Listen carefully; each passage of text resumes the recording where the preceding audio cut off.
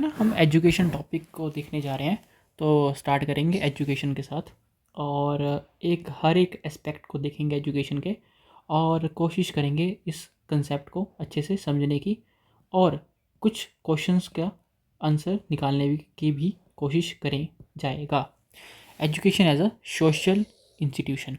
तो this is the definition. देखो definition, formal education. What is the definition basically? तो formal education क्या होती है? देखो फॉर्मल एजुकेशन जो ऐसी होती है जो स्ट्रक्चर्ड होती है, हिरार्किकल होती है, क्रोनोलॉजिकल ग्रेडेड होती है, जैसे कि स्कूल एंड कॉलेज, ये सब फॉर्मल एजुकेशन में आते हैं। इनफॉर्मल एजुकेशन में देखो जैसे कि life long process, learning values skills from the daily experience, उसको बोलते हैं informal education. Life long process है जहाँ पे हम वैल्यू सीखते हैं, है ना, स्किल सीखते हैं फ्रॉम द डेली एक्सपीरियंसेस। फिर आती है आपकी नॉन फॉर्मल,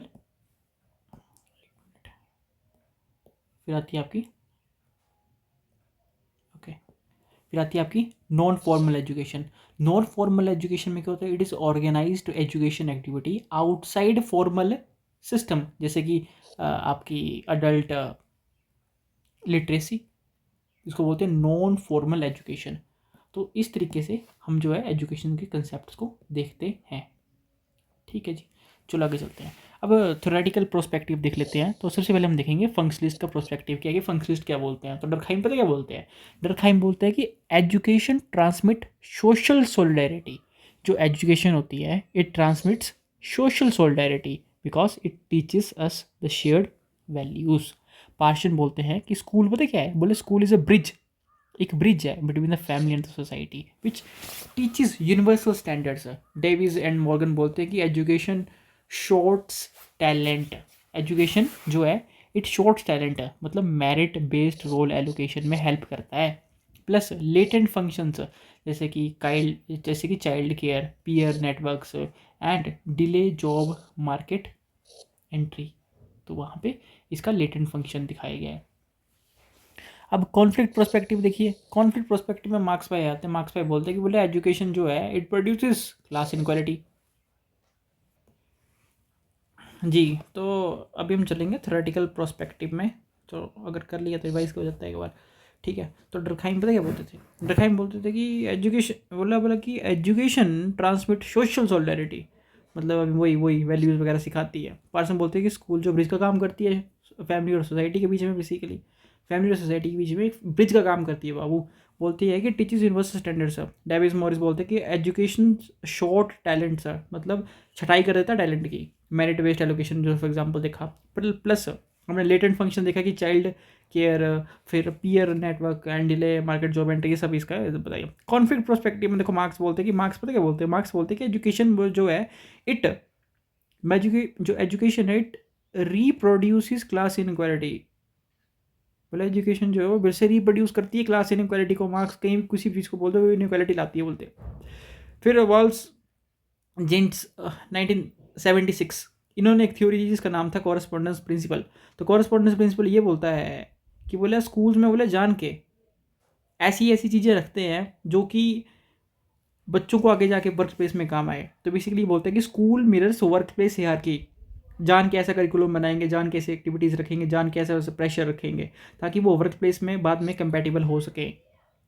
फिर अल्थसर बोलते हैं बेसिकली, अल्थुसर ये बोलते हैं कि education as a ideological state of apparatus, कि बोलते हैं कि एजुकेशन वाली नॉलेज देता है ठीक है, पर कहीं ना कहीं सोशल इनक्वालिटी बढ़ाता है, क्योंकि कहीं ना कहीं जो बड़े बड़े आइडियोलॉजिकल्स हैं उनके विचारधारों के अकॉर्डिंग चल रहा होता है ये। तो ये बोलते हैं कि education as a ideological state apparatus. तो एक्चुअल में ये जो अल्थसर जो थे ना बेसिकली ये मार्क्स से बड़े इन्फ्लुएंस थे इनके लिए, तो तभी थोड़ा सा इनकी ना राइटिंग्स में ऐसा दिखता है थोड़ा सा। फिर पियर एबोर्टू बोलते हैं कि बोला कि एजुकेशन की वजह से बोले कल्चरल कैपिटल आती है, सोशल कैपिटल आती है और सिंबॉलिक कैपिटल आती है। कल्चर कैपिटल मतलब कि जो मिडिल क्लास हैबिट्स होती हैं वो स्कूल जो ज़्यादा वैल्यू करता है, तो इससे कहीं ना कहीं समाज में इनक्वालिटी आती है, स्कूल में इनक्वालिटी आती है, यस एजुकेशन सिस्टम में इनक्वालिटी आती है। दूसरा सोशल कैपिटल, मतलब कि नेटवर्क और कनेक्शन जिन जिन बच्चों के ठीक हैं वो कहीं ना कहीं प्रॉफिट में रहते हैं बेसिकली। और जब वो प्रॉफिट में रहते हैं, जैसे फॉर एग्जांपल एक बच्चा जिसका नेटवर्क अच्छा है स्कूल में, मान लो उसके पेरेंट्स अगर मान लो कि टीचर हैं, तो कहीं ना कहीं उसको प्रॉफिट मिल रहा है, डेफिनेटली उसको प्रॉफिट मिल रहा है, कहीं ना कहीं इसमें इनइक्वालिटी दिखेगी, डेफिनेटली इक्वालिटी आएगी। फिर सिंबॉलिक कैपिटल की बात करते हैं कि लाइक कुछ बच्चे ऐसे जिनके पास प्रेस्टीज और हॉनर होता है, तो कहीं ना कहीं सोशल एडवांटेज ले लेते हैं, और कहीं ना कहीं उनके पास भी आपका समाज की उनकी वजह से समाज में इनइक्वालिटी या फिर एजुकेशन सिस्टम में इनइक्वालिटी आती है, बेसिकली एजुकेशन में इनइक्वालिटी आती है। जैसे for example Shakespeare versus folk tales, folk tales आम आदमी सुनता है, शेक्सपियर लाइट सुनते हैं, तो कहीं ना कहीं उसको एडवांटेज मिला डेफिनेटली। तो स्कूल्स में क्या है कि जो एलाइट्स जो हैं बेसिकली, जो एलाइट्स के साइड से हैं बेसिकली, उनको ज़्यादा प्रॉफिट मिलता है, कहीं इससे कहीं ना कहीं समाज में इनइक्वालिटी आती है, तो बेसिकली पीयर उर्दू ये कहते हैं। देन सिम्बॉलिक इंट्रैक्शनिस्ट आते हैं, जिसमें लेबलिंग थ्योरी आती है। लेबलिंग थ्योरी बोलती है कि बोले टीचर की जो एक्सपेक्टेशंस हैं that create a self fulfilling prophecies, अपेक्षाएं बेसिकली ना। जैसे टीचर जो एक बच्चे से अपेक्षा करता है कि नहीं भाई तू तो बड़ा अच्छा करेगा ज़िंदगी में, तो भाई तू तो पढ़ ले कम से कम, तो बंदा ऐसा होता है कि ठीक है भाई मैं पढ़ूंगा पढ़ूंगा पढ़ूंगा पढ़ूंगा, टीचर ने बोला कि पढ़ूंगा, ऐसे ऐसे करके। हिडन करिकुलम मतलब कुछ ऐसे अनरिटन सोशल रूल्स होते हैं जो कि स्कूल में पढ़ाए जाते हैं, प्लस स्टेट सब कल्चर्स होते हैं। जैसे कि कुछ ऐसे बच्चे होते हैं जो डिसिप्लिन फॉलो करते हैं, टाइम से स्कूल जाएंगे, टाइम से घर आएंगे, होमवर्क करेंगे, सब कुछ करेंगे, उसको प्रो स्कूल्स होते हैं बेसिकली। और कुछ ऐसे होते हैं डिसिप्लिन अनडिसिप्लिन क्रिएट करते हैं, जैसे कि एंटी स्कूल कल्चर्स, तो ये भी इसमें बात कर देते हैं हम। तो कुछ इंडियन थिंकर जैसे गांधी बोलते हैं कि बेसिक एजुकेशन, जिसको उन्होंने नाइतिलम बोला कि वो बोला वो इट कैन बी लर्नड और लर्निंग थ्रू द क्राफ्ट। ठीक है, तो बेसिक एजुकेशन जो है, जिसने उन्होंने नाइट तालीम बोला, तो बोला it can be done by learning through craft. ठीक है। देन टैगोर आते हैं। टैगोर बोलते हैं कि इन्होंने शांति निकेतन फार्मूला दिया, बोला कि education should make a harmony with nature.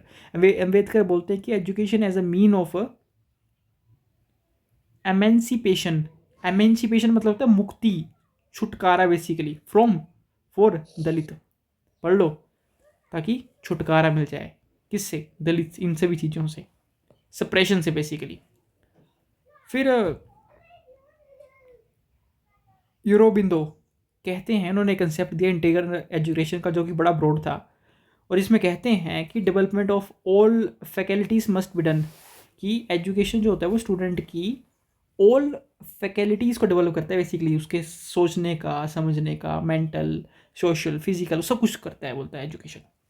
फिर इंडियन एजुकेशन फैक्ट्स देख लेते थोड़े से। तो लिटरेसी रेट अगर देखो 2022 में देखोगे तो 77.7% थी, केरला 96.2, और प्रसिद्ध बिहार में 61.8%। तो कहीं ना कहीं रीजनल डिस्पैरिटी है। जेंडर गैप देखो तो 84.7% मेल और 70% जो फीमेल लिटरेसी थी, कहीं ना कहीं इनक्वालिटी है। प्राइवेट स्कूल में देखो कि 49% enrolled in rural India's, ACR report के अकॉर्डिंग। ग्रोस एनरोलमेंट रेशियो देखो तो हायर एजुकेशन 27.1% है। ठीक है। NEP टारगेट 50% है by 2035। Digital divide, only 24% household are having internet access for the education. अब देखो कुछ फंक्शनल एंड डिसफंक्शन देखोगे तो मैनिफेस्टेड जो फंक्शंस क्या है बेसिकली एजुकेशन सिस्टम के, इंटेंडेड क्या है बेसिकली, वो देखते हैं। तो एजुकेशन के फंक्शंस क्या है बेसिकली, सोशलाइजेशन करता है, मतलब teaching norms, values and culture, ये सब सिखाता है। दूसरा स्किल डेवलपमेंट मतलब वोकेशनल एंड प्रोफेशनल ट्रेनिंग का ये स्कूल प्रोवाइड करते हैं। प्लस सोशल कंट्रोल, जैसे कि डिसिप्लिन रेगुलेशन सिखाते हैं। प्लस सोशल प्लेसमेंट्स, मतलब sorting into the occupation roles, वही मतलब प्लेसमेंट वगैरह कराते हैं। कल्चरल इनोवेशंस, मतलब कि रिसर्च एंड डेवलपमेंट में भी हेल्प करते हैं। देन लेटेंट फंक्शन मतलब अनइंटेंडेड बेसिकली कौन से हैं, तो जैसे कि चाइल्ड केयर, तो school as a supervision centre होते हैं। दूसरा it is a social network, basically it's forming a lifelong friendship. Then matchmaking, college as a marriage market. Social movement, student activism.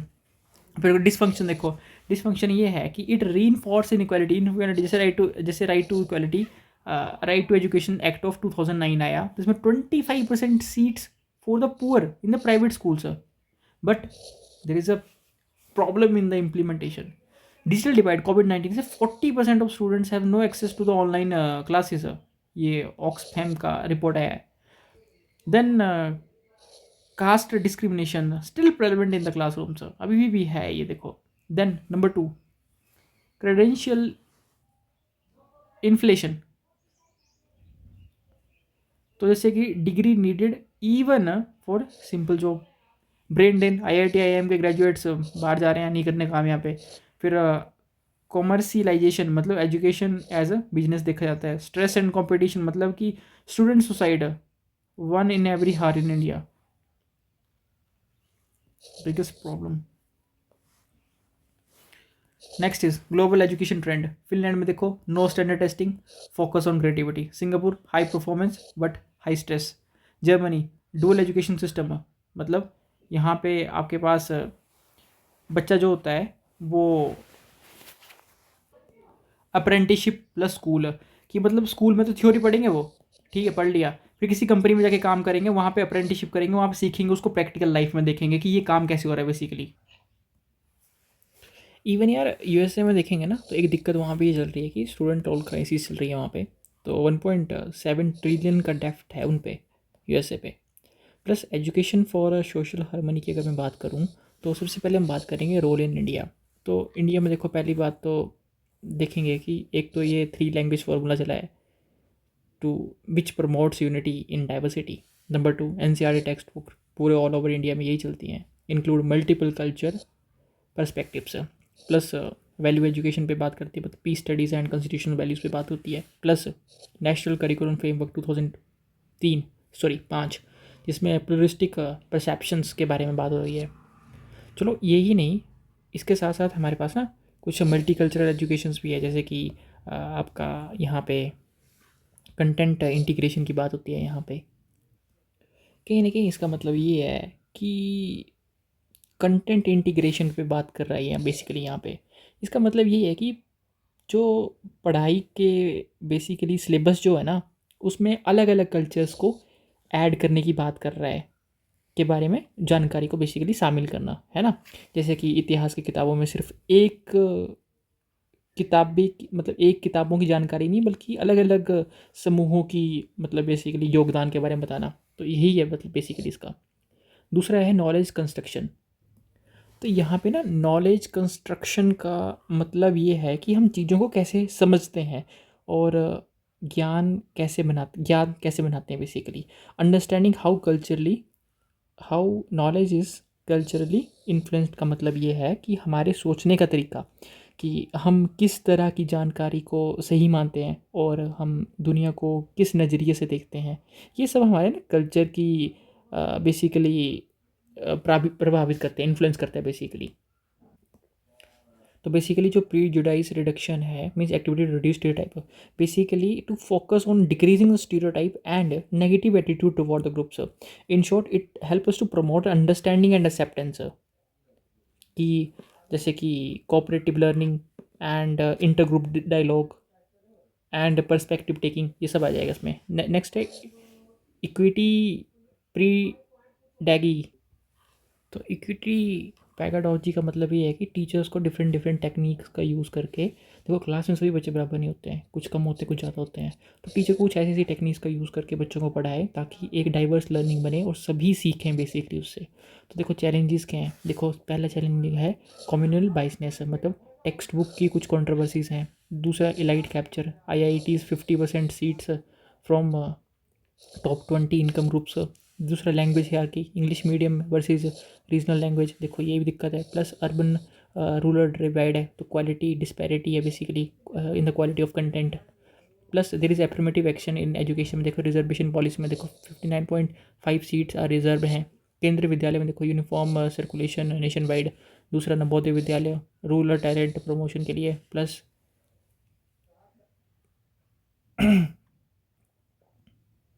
Kasturba Gandhi Balika Vidyalaya for girls for SC ST and OBC. Success story में देखो Kerala model, देखो high literacy, better human development index. Tamil Nadu में देखो mid day meal scheme जो है improving enrolment. Himachal Pradesh में high female literacy in hills. Then madrasa modernisation combining religious and secular education. अब new education policy 2020, इसके कुछ फीचर्स देखो.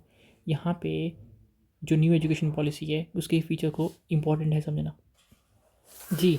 तो हम ना बात करेंगे न्यू एजुकेशन पॉलिसी 2020 के अकॉर्डिंग की फीचर्स क्या हैं बेसिकली उसके. सबसे पहले जो हमारे पास रूल दे रखा है यहाँ पे वो है 5+3+3+4 स्ट्रक्चर. तो पुराना जो रूल था वो था 10+2 का रूल, ठीक है. तो इस सिस्टम की जगह अब पढ़ाई को 4 हिस्सों में होगी. फाउंडेशन मतलब नींव रखी जाएगी. दूसरा प्रिपैरेटरी मतलब तैयारी, और मिडिल मध्य, एंड लास्ट है आपका सेकेंडरी मतलब माध्यमिक, तो इस स्ट्रक्चर में पढ़ाई की जो है अब की जाएगी। दूसरा मल्टी डिसिप्लिनरी एजुकेशन, मतलब फ्लेक्सिबिलिटी होगी सब्जेक्ट चुनने में। तो जैसे कि जिसको जो सब्जेक्ट चुनना है, जिसमें उसको इंटरेस्ट है, बेसिकली वो सब्जेक्ट को चुन सकता है। जैसे साइंस वाला साइंस से जाएगा, आर्ट्स वाला आर्ट्स में जाएगा, है ना, और आर्ट्स वाला भी पढ़ सकता है बेसिकली। नेक्स्ट है वोकेशनल इंटीग्रेशन, मतलब क्लास 6 से ही बच्चों को जो प्रैक्टिकल स्किल्स है उनको बढ़ावा किया जाएगा, जैसे कि कोडिंग, कारपेंटरी आदि, ये सब सिखाया जाएगा। Then next is high education. Okay, the next is high education commission. पूरे देश में उच्च शिक्षा के लिए एक ही रेगुलेटर होगा, ठीक है, एक ही रेगुलेटर होगा, ठीक है। एंड नेक्स्ट इज़ आपका अपना इंटरनेशनलाइजेशन, मतलब कि फॉरेन यूनिवर्सिटीज़ इन इंडिया वो भी आ सकती है, मतलब कि अब जो विदेशी यूनिवर्सिटीज़ हैं वो भारत में भी अपने जो बेसिकली कैंपस हैं वो बेसिकली ओपन कर सकती हैं, इसका ये मतलब हुआ। नेक्स्ट है एजुकेशन एंड एम्प्लॉयमेंट। देखो, एजुकेशन और एम्प्लॉयमेंट के बीच में मिसमैच है, तो शिक्षा और नौकरी के बीच में जो तालमेल की कमी। तो पहला है अनएम्प्लॉयमेंट रेट। तो ये बात ये बेसिकली ये बेसिक अनएम्प्लॉयमेंट रेट ये बताता है बेसिकली कि पढ़े लिखे युवाओं की बेरोजगारी की दर ज़्यादा है, there is a high in among the educated youth. दूसरा स्किल गैप, इंडस्ट्री नीड कुछ और है और एकेडमिक ट्रेनिंग कुछ और हो रही है, तो this led to skill gap, चाहिए कुछ और, पढ़ाया कुछ हो जा रहा है बेसिकली। तो plus gig economy, changing nature of work, लोग बोल रहे हैं कि गिग इकनॉमी इज़ बेटर, पर ये इनफॉर्मल है, यहाँ पे कोई सिक्योरिटी नहीं है। प्लस फ्यूचर स्किल्स देखो, AI, data structure, data science है और ग्रीन जॉब्स हैं, ये सब चीज़ हैं। तो बोल रहे हैं कि एआई विल रिप्लेस ह्यूमन, तो कहीं कहीं एम्प्लॉयमेंट आएगी। तो ये क्वेश्चन जो भी निकल के आ रहे हैं यहाँ पे।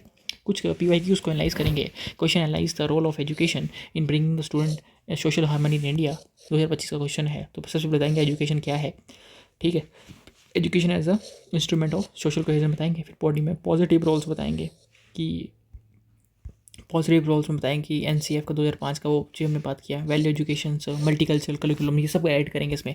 चैलेंजेस देखो, चैलेंजेस बताएंगे कि टेक्स्ट बुक कॉन्ट्रोवर्सीज हैं, ये सब बताएंगे, चैलेंजेस बताएंगे। सक्सेस स्टोरी बताएंगे, केरला की और नवोदय विद्यालय की, और जो 4 पॉइंट पढ़े थे वो बताएंगे। प्लस कंक्लूजन बताएंगे कि education can promote harmony but need inclusive approach. तो इस तरीके से इन चीज़ों को डील करेंगे।